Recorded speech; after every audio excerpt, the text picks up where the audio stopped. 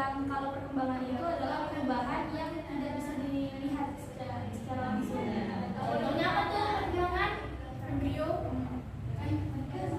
Ya. Kalau perkembangan itu kayak misalnya yang sebelumnya belum bisa nulis, bisa nulis. Oke, benar ya apa yang dibilang Cinta.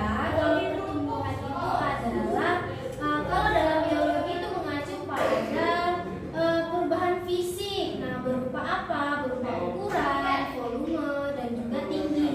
Misalnya ukuran, kalau ukuran pada tumbuhan berarti apa? Dari kecambah mungkin jadi besar. Iya betul. Kalau tingginya dari dewasa, dari yang sedang jadi tinggi. Kalau volume apa?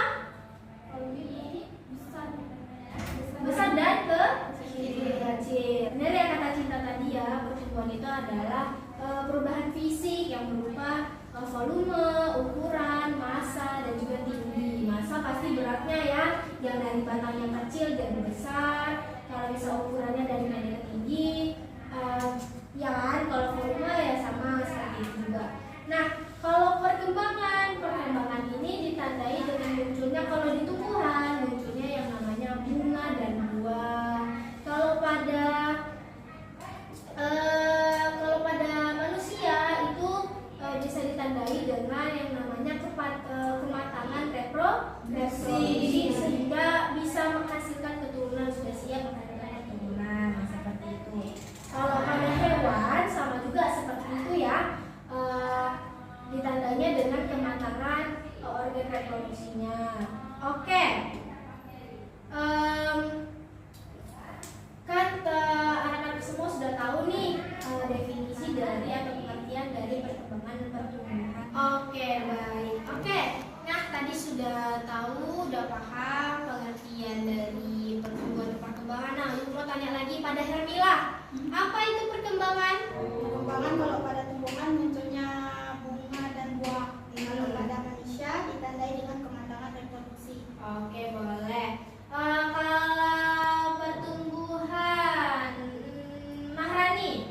Kalau pertumbuhan itu pada tumbuhan itu dari kecil jadi besar, Bu. Nah, kalau manusia tuh? Kalau manusia kayak gitu juga, Bu. Dari kecil jadi besar. Oke, berarti sudah paham ya pengertian dari pertumbuhan dan perkembangan. Oke, sekarang kita masuk ke faktor-faktor yang mempengaruhi perkembangan dan pertumbuhan. Nah, di sini tuh ada dua, ya, ada internal dan juga eksternal.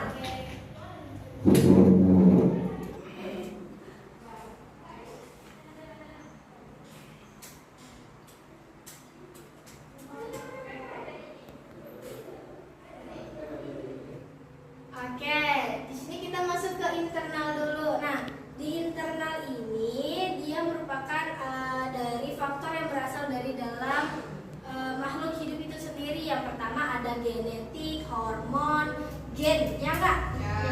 Nah, kalau hormonnya itu ada gen, genetik sama gen sama ya? Ya Bu, genetik sama hormon.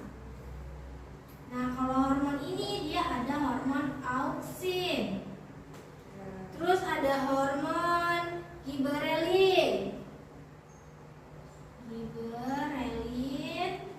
Terus ada hormon sitokinin. Nah, sitokinin.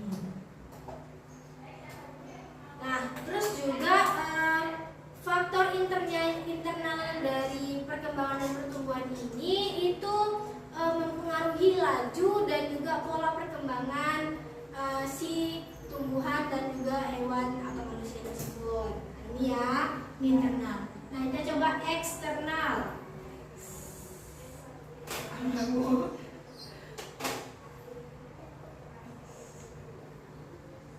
Oke, eksternal. Kalau eksternal ini dari faktor lingkungan. Nah, kalau faktor lingkungannya itu apa? Nutrisi, Bu, masuk. Nutrisi. Nutrisi, cahaya. Apa lagi? Suhu. Hah? Suhu. Suhu. Apa lagi?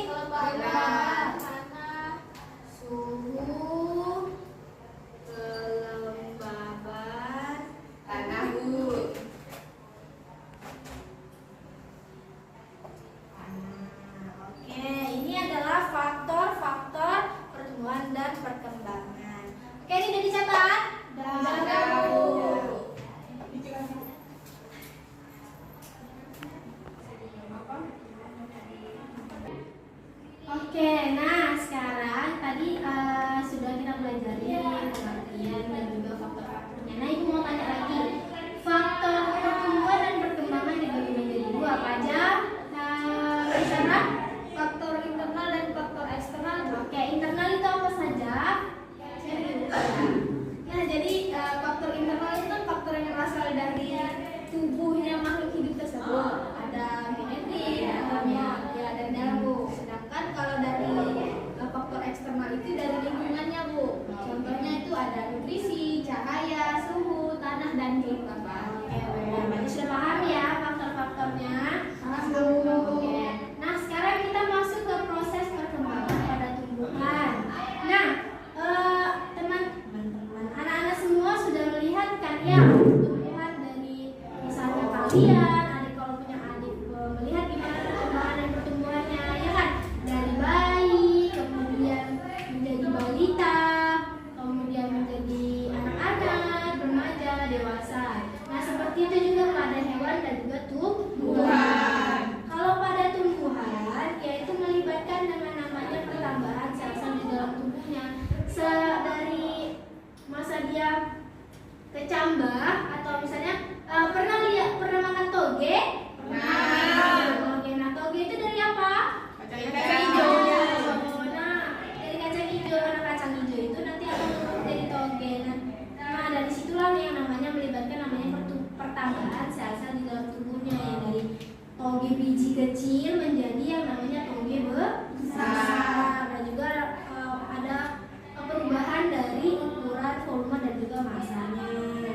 Pada pepaya juga seperti itu. Kalau pepaya kita kalau misalnya lihat ibu kita atau nenek kita punya pepaya yang sudah masak terus bijinya nggak dibuang, malah ditanam. Nah, seperti itu juga siklusnya. Oke, sampai sini seperti itu prosesnya ya. Sampai sini ada yang ingin ditanyakan? Mengenai pengertian, faktor, proses? Oke, jika tidak ada yang ditanyakan, kita masuk ke materi terakhir, yaitu perbedaan antara perkembangan dan pertumbuhan. Nah, yang tadi sudah ibu jelaskan, coba kalian apa ya? Tadi kan ibu udah bilang ya pengertian dari pengertian perkembangan dan pertumbuhan. Nah, sudah bisa kalian bedakan di situ. Apa bedanya pertumbuhan dengan perkembangan? Coba. Nah, oke. Nah, di sini kelihatan ya. Ini adalah pertumbuhan atau perkembangan dari proses yang namanya proses epigeal. Contoh dari proses epigeal. Epigeal itu kotiledon nih. Kotiledon itu yang ini ya. Yang putihnya ini namanya kotiledon. Nah, kotiledon kalau di fase epigeal itu keluar dari permukaan tanah. Kalau hipogeal itu tertinggal di dalam tanah. Oke. Ini dia udah jadi besar. Ini proses-prosesnya. Nah, di sini udah jadi besar. Sini ada epikotilnya. Ini epikotilnya itu kayak batang ya. Batangnya epikotilnya. Terus kotiledonnya itu udah berubah. Terus ini sisanya adalah hipokotilnya. Oke, sampai sini ada yang ingin ditanyain? Oke, kita masuk ke tadi masih masuk ke proses. Kita masuk ke perbedaan antara perkembangan dan pertumbuhan. Kalau perkembangan dan pertumbuhan tadi apa? Di definisi ingat, masih ada yang ingat? Ada Bu. Oke, apa itu Andari?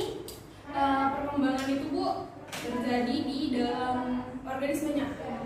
Nah, contohnya itu pada hewan kayak reproduksinya. Terus kalau tumbuhan itu ada sel-selnya. Nah, untuk pertumbuhan itu lebih ke fisik tumbuhannya Bu. Nah, kayak ukuran, massa, tinggi dari tumbuhan, dan ini contohnya juga manusia bisa. Oke, benar sekali ya. Oke, berarti perkembangan seperti yang tadi sudah ibu jelasin, dari yang kecil, balita, anak-anak, remaja, dewasa. Sama juga sama pertumbuhan dan hewan. Kalau pertumbuhan balik dari tunas, dari tumbuhan kecil, tumbuhan remaja, agak sedang, baru ke besar. Seperti itu ya. Oke, jadi itu sudah tahu ya perbedaan antara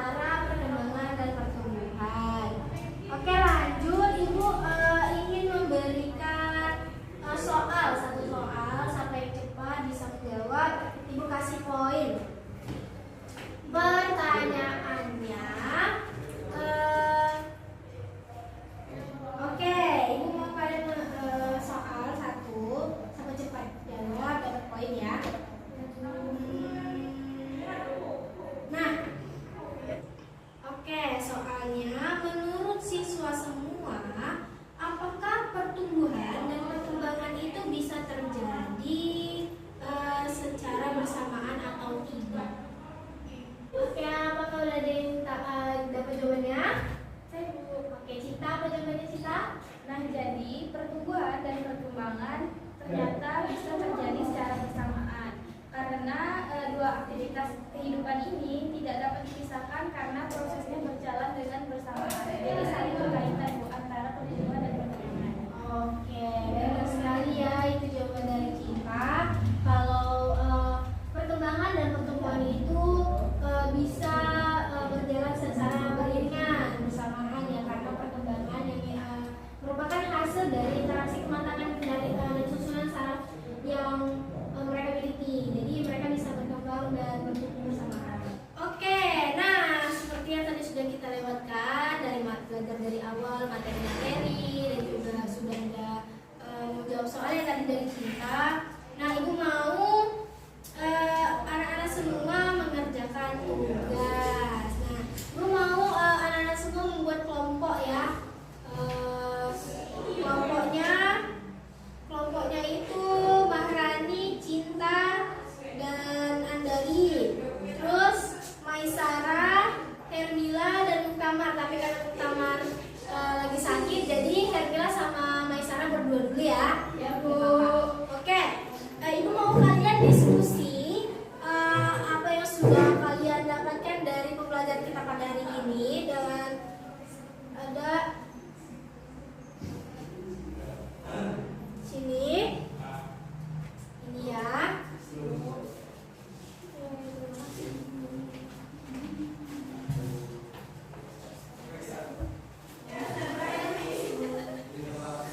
Oke, kerjakan sebisa mungkin diskusinya, nanti disimpulkan. Oke, Ibu mau nanti kalian ya presentasi ke depan.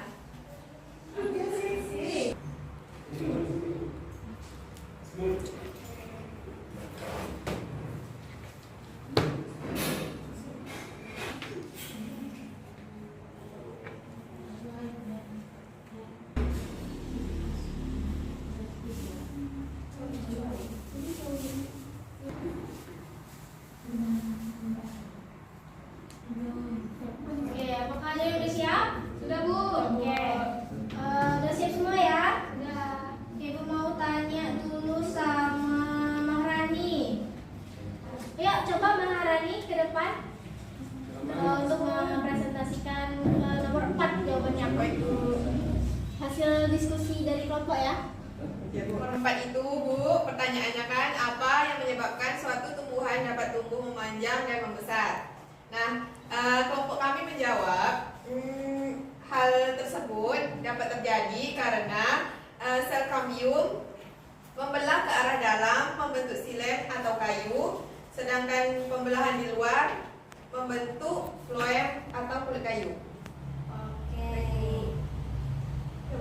Oke, boleh. Saya dulu ya. Tepuk tangan dulu buat Maharani. Oke, jadi betul ya apa yang dijawab sama Maharani tadi. Kenapa tumbuhan itu dapat membesar dan memanjang? Karena adanya yang namanya Kambium. Nah, di dalam kambium itu namanya memiliki yang namanya Silet. silem. Nah, karena faktor itulah yang menyebabkan pada batang itu dapat memanjang dan membesar. Oke, nomor 5. Ibu mau jawab Hermila. Ayo presentasikan ke depan hasil diskusi kelompoknya.